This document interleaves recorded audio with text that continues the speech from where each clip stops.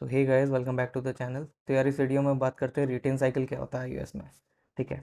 तो मैंने एक एग्जांपल पहले से लिखा हुआ है। मैं इसको स्टेप बाय स्टेप एक्सप्लेन कर देता हूँ और लास्ट में आपको ये बता दूंगा कि रिटेन साइकिल होती क्या है और इसे फाइंड आउट कैसे करना है। ठीक है। तो स्टार्ट करते हैं। तो सबसे पहले अगर आप रिटेन साइकिल का एक एग्जांपल चेक करना चाहते हो तो क्या करना है, सबसे पहले एक सिंपल सी एक प्रोजेक्ट बनाना। ठीक है। एक्सपोर्ट में जाके न्यू प्रोजेक्ट, आईओएस में जाके ऐप, फिर नेक्स्ट आप अपने ऐप का नाम दे दो जो भी है। और स्टोरी बोर्ड से हम ट्राई कर रहे हैं, सिर्फ यूआई से भी कर सकते हैं बट हम स्टोरी बोर्ड से ट्राई कर रहे हैं। और उसके बाद नेक्स्ट करना है। और फिर जहाँ पे भी आपको सेव करना है वो सेव करके, बनाया हुआ है तो मैं नहीं करूँगा।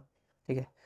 तो अब आपका एक ऐसा ब्लैंक प्रोजेक्ट तैयार हो जाएगा जिसमें एक आपके पास होगा आपका इसे क्या कहते हैं, स्टोरी बोर्ड कहते हैं। और एक स्टोरी बोर्ड होगा और दूसरा आपके पास एक व्यू कंट्रोलर होगा। तो आपको कुछ नहीं करना है, व्यू कंट्रोलर में आपको दो क्लास बनानी है। ठीक है। जैसे मैंने एक यहाँ क्लास बनाई है ईएमपी, मतलब एम्प्लॉय का शॉर्ट फॉर्म है ये।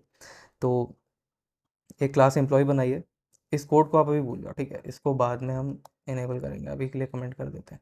ठीक है। तो एक क्लास एम्प्लॉय बनाई है जो कि जिसके अंदर एक वेरिएबल था जो कि सैलरी टाइप था और जो ऑप्शनल था, राइट।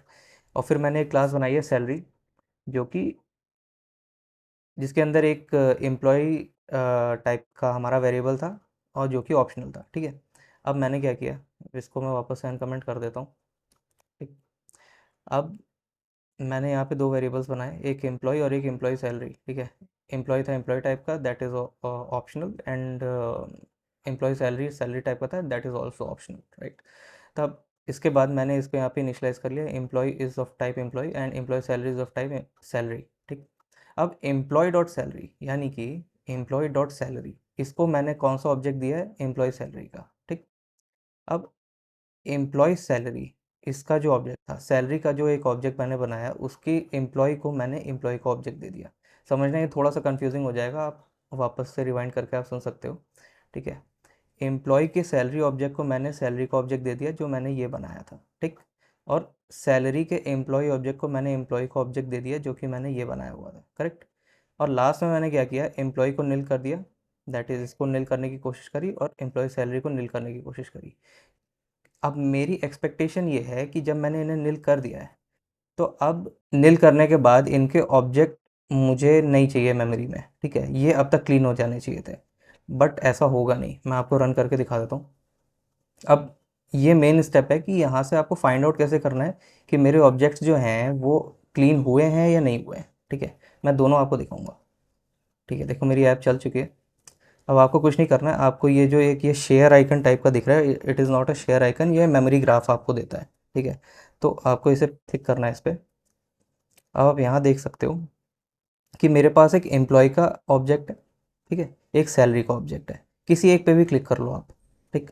अब यहाँ पे देखो एम्प्लॉय, और यहाँ पे एक एरो गया है दोनों तरफ, और ये सैलरी। ठीक है। अगर आप ये टू पे क्लिक करोगे तो यहाँ पे आप देख सकते हो कि एक एम्प्लॉय को रेफ़र कर रहा है और एक सैलरी को रेफ़र कर रहा है, यानी सैलरी का जो ऑब्जेक्ट है वो एम्प्लॉय को रेफ़र कर रहा है और एम्प्लॉय का जो ऑब्जेक्ट है वो सैलरी को रेफ़र कर रहा है। ठीक है। तो अब इन दैट, लेकिन मैंने तो कहा था कि इन दोनों को निल कर दो, लेकिन वो नहीं हो पाया क्योंकि ये दोनों स्ट्रॉन्ग रेफरेंस है एक दूसरे के लिए। ठीक है। तो इससे हमारा मेमोरी लीक होगा, हमारी मेमोरी वेस्टेज होगी, राइट। हम उसे कभी भी हम वो मेमोरी कभी क्लेम नहीं कर पाएंगे। और ऐसे अगर हमने पूरे ऐप में हम रिपीटेडली ऐसे हमारे रेफरेंस छूटते गए तो एक टाइम बाद हमारी ऐप क्रैश हो सकती है। ठीक है। मेमोरी इश्यूज आ सकते हैं। तो इसको अब सही कैसे करना है, अब अगर मैं इसको ये हटा देता हूँ यहाँ से, मैंने जो ये क्रॉस रेफरेंस किया था इसको मैं बंद कर देता हूँ। अब देखना, अब यहाँ पे आप देख लो, अभी एम्प्लॉय का वन ऑब्जेक्ट था और सैलरी का वन ऑब्जेक्ट था। मैं इसको वापस से रन कराता हूँ। ठीक है। ठीक है। बिल्ड सक्सीड हो गई है। अब मैं वापस से मेमोरी ग्राफ खोलता हूँ। अब देखो आप यहाँ पे ऐप डेलीगेट है, सीन डेलीगेट है, व्यू कंट्रोलर है, बट अब वो दोनों जा चुके हैं। ठीक है। अब ना एम्प्लॉय सैलरी को रिफ़र कर रहा है ना सैलरी एम्प्लॉय को रिफ़र कर रहा है, राइट। लेकिन अब वापस से मैं एक बार रीटेस्ट करा देता हूँ, फिर से मैं रन कराऊंगा। अब देखना वो दोनों वापस आ जाएंगे। ठीक है। वापस से मेमोरी ग्राफ खोलते हैं। अब देखो एम्प्लॉय का एक ऑब्जेक्ट है, सैलरी का एक ऑब्जेक्ट है, जो कि एक दूसरे को रेफरेंस कर रहा है, रेफर कर रहे हैं। ठीक है। तो यार ये होता है रिटेन साइकिल। ठीक है। आपको हमेशा ध्यान रखना है जब भी आप कोई ऐप बना रहे हो, तो जो आपके रेफरेंसेस हैं या जो आपके ऑब्जेक्ट हैं वो आपस में स्ट्रॉन्ग रेफरेंस ना ले रहे हो। तो यार इस वीडियो के लिए इतना ही। आई होप आपको समझ में आया होगा। अगर आपको कोई भी क्वेश्चन है तो आप कमेंट में आप मुझसे पूछ सकते हो। I will try to solve it as soon as possible. ठीक है, तो अभी के लिए इतना ही। मिलते हैं नेक्स्ट वीडियो में। बाय।